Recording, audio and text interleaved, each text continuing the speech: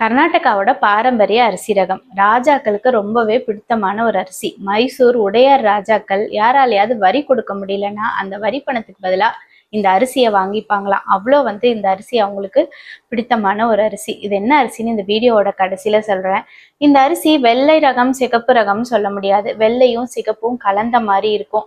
இந்த அரிசியில iron, zinc, vitamin, calcium எல்லாமே ரொம்ப அதிகமா இருக்கு. ஆன்டி ஆக்சிடென்ட்ஸ் ரொம்ப அதிகமா இருக்கு. நோய் எதிர்ப்பு சக்தியை கூட்டுது, எலும்புகளை பலப்படுத்துது, ஹார்ட்டுக்கு ரொம்ப நல்லது, நம்ம உடல்ல இருக்க கழிவுகளை வெளியேற்றுது, சாப்பிட்டா ரொம்ப நேரத்துக்கு நம்மள ஃபுல்லா வச்சுக்குது, அது மாதிரி ரொம்ப நேரத்துக்கு எனர்ஜெட்டிக்காகவும் வச்சுக்குது. இதனால கூட ராஜாக்கள் இதை ரொம்ப விரும்பி சாப்பிட்டுருக்கலாம்.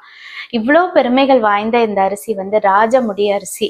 இந்த ராஜமுடி அரிசி நம்ம கிட்ட பச்சை அரிசியா கிடைக்குது. இதுல பொங்கல், புட்டு, இடியாப்பம் எது வேணா பண்ணலாம். ரொம்ப நேரம் ஊற வைக்கணும்னு இல்லை, ஒரு 1 hour ஊற வச்சுட்டு நம்ம ரெகுலர் அரிசி மாதிரியே இதை சாதமா வடிச்சும் நம்ம சாப்பிடலாம். ஸ்வீட்டு, பாயசம் எல்லாம் கூட இதுல பண்றாங்க. கண்டிப்பா நீங்களும் ட்ரை பண்ணி பாருங்க. ராஜாக்கள் சாப்பிட்ட அரிசியை நம்மளும் சாப்பிடலாம். நன்றி.